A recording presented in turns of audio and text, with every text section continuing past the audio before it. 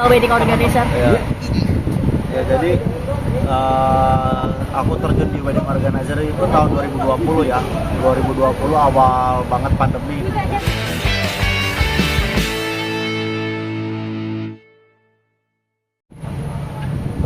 Oke. Sudah? Udah yuk. Oke, Areja sedikit kabar dong. Viral kemarin tentang pekerjaanmu menjadi wedding organizer itu seperti apa sih, dan dari kapan sih lo terjun ke wedding organizer? Ya jadi aku terjun di wedding organizer itu tahun 2020 ya. 2020 awal banget pandemi. Itu karena basic aku di musik, karena juga di 2020 musik turun drastis ya. Kita bingung juga ngapain, akhirnya ada teman tuh yang ngajak, coba deh sini ikut DWO. Akhirnya aku coba, aku belajar dari situ. Oh ternyata asik juga ya. Tau-taunya aku post di TikTok viral. Gitu sih. Ya gimana reaksinya? Reaksinya terkejut ya, banyak banget hujatan gitu, netizen yang emang banyak bilang Reza banting setir, ini Reza Smash dan lain-lain. Kalau dibilang ini Reza Smash ya, kalau dibilang banting setir enggak sih, lebih menyelamatkan saya, lebih menyelamatkan bagaimana caranya survive waktu itu. Bagaimana caranya survive ya, dibilang beda banget dengan track record saya, tapi saya cuek gitu, saya cuek menjalanin aja selama itu nggak merepotkan orang lain. Malah saya ngebantu orang lain mewujudkan mimpi pernikahan mereka gitu. Artinya biasanya di atas panggung, ini harus di balik layar ngurusin tamu, ngurusin pengantin segala macam. Gimana nih mungkin perbedaannya? Sempat ini nggak sih, apa ada ketakutan nggak sih ngehandle itu acara? Kalau dibilang perbedaan itu sangat berbeda ya, sangat berbeda, berbanding terbalik ya. Di atas panggung seperti apa euforianya, dan pada saat nge-WO pun gimana euforianya. Tapi kedua-duanya tuh berkesinambungan dengan bekerja di orang gitu, karena saya senang banget belajar pengetahuan bagaimana cara hikmahnya pernikahan dan mewujudkan momen mereka dalam sekali seumur hidup. Itu salah satu anugerah juga buat aku gitu. Nggak peduli orang-orang ngomong seperti apa tentang aku, saya mendapat dorongan yang cukup dari orang-orang yang di sekitar saya gitu. Jadi belibet ngomong ya. Ketika lu handle acara itu, tamu-tamu gimana reaksinya? Apa lu dikira jadi bintang tamu atau justru seperti apa? Iya, ada yang ini Reza Smash ya. Saya cuma bisa jawab ya gitu. Oh foto dong gitu kan. Masih ada yang nggak nyangka gitu. Ini Reza Smash bukan sih, ini Reza Smash bukan sih gitu. Kak nyanyi dong. Akhirnya nyanyi lah juga satu lagu, nyenengin pengantin gitu kan. Kadang-kadang pengantin tuh ya by request gitu, kenapa WO-nya kenapa pernikahannya mau dipanggil aku gitu. Ini bisnis lo dengan teman-teman atau seperti apa sih? Awalnya bisnis sama teman-teman, dan join. Bukan bisnis, lebih ke join ya, sama teman-teman gitu. Belajar bareng sama teman-teman, dan baru 3 bulan yang lalu aku ngebuka wedding organizer sendiri. Ya, Santakala Wedding. Jadi cinta terjun bikin sendiri. Ya, di lain sisi selain kita mempelajari ilmu dan senang berinteraksi sama orang, cuannya juga lumayan. Itu nggak dipungkiri. Dan menurut saya ini bisnis yang panjang. Kenapa? Karena tiap minggu itu, tiap weekend itu pasti aja ada yang menikah, pasti, dan semua itu nggak berkompetitor. Mereka itu oper lambung gitu. Jadi kalau gua penuh, oper dong ke lu gitu. Jadi saling bantu, saling mensupport gitu. Itu sih yang gua salutnya sama di bidang wedding organizer ini. Oke, berarti untuk ini dikesampingkan dulu Smash-nya atau gimana nih? Enggak, tetap Smash tetap nomor 1, jadwal Smash nomor 1. Ketika Smash nggak ada job, aku ambil wedding organizer. Oke. Biasanya kan tadi Areja bilang pendapatannya cukup lumayan. Itu kisaran dari berapa sampai berapa sih? Kalau ngomong kisaran sih aku nggak mau angkat bicara ya, karena takut dibilang gimana yang penting itu menyelamatkan diri saya dan mencukupi diri saya. Wah, oke. Ini berapa orang yang di Kak Areza sendiri Apa? yang handle selain Areza? Untuk klien yang aku pegang sendiri, Hmm. alhamdulillah dari 3 bulan yang sampai Jalan. 3 bulan sampai sekarang itu 6.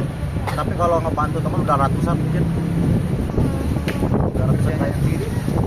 Ya. Kerjanya sendiri emang sendiri yang handle apa banyak tim yang lain atau Untuk yang punya saya sendiri yang handle. karyawannya kerja? Iya, saya nge-hire marketing, nge-hire tim konten dan lain-lain. Karena kan konten nomor 1 ya. Apapun promosi harus konten ya, kita membutuhkan itu sih. Yang menjadi bedanya dengan WO yang lain punya Oh. Areza apa? Ganteng-ganteng. Nggak ganteng-ganteng juga, tapi mereka punya skill yang benar. Attitude itu profesionalismenya nomor 1 gitu kalau pakai wedding organizer aku sendiri. Untuk wilayah sendiri Apa? Jabodetabek, wilayah untuk acara itu maksudnya yang Pakai jasa lu apakah seputar Bandung atau bisa keluar kota? Nah, untuk sementara sih aku masih Jabodetabek ya, karena kalau misalnya keluar kota pun itu harus ada akomodasi karena base-nya kita tuh di Bandung. Aku juga nggak mau pakai orang asal-asalan, kenapa ya, takut juga hasilnya nggak memuaskan. Itu kan salah satu tanggung jawab yang besar ya, di balik cuannya yang lumayan, tanggung jawab juga sangat besar. Itu sih yang aku pegang teguh. Ini kan anak-anak smash nih banyak yang mungkin 1 juta seblak, mungkin duta WO segala macam. Ini gimana nih artinya anak-anak smash? Ya, untungnya anak-anak Smash pun masih saling mensupport Ya. di kegiatan selain Smash gitu. Ketika Smash nggak ada, kayak Rafael, Seblak, Viral, atau WO, Bisma main film Ya. dan lain-lain, saling mensupport. Nggak ada, "Ja, lu kenapa sih Ja ambil, Cok, lu kenapa sih ambil Seblak?" Nggak ada yang kayak gitu. Kita saling Oke. mensupport. Bahwa ujung-ujungnya kita ngebantu loh semuanya. Kita ngebantu netizen-netizen yang mencibir kita gitu Nah. kan. Berarti lu terjun ke WO banyak banget netizen Wah, yang banyak banget. Gila aja, lihat aja TikTok aku udah komennya seperti apa. nah, Ujungnya masih punya slogan tak peduli ku dibully, omongan lo gue beli. tapi sempet buat lu down gak sih ketika lu terjun ke bisnis WO? Ya betul, kalau dibilang down, wah itu awal banget. Berarti tahun 2020, 6 bulan pertama itu pas itu aku ngalamin yang namanya depresi. Karena gue bingung, gue anak pertama, gue dulu anak 1. Ya.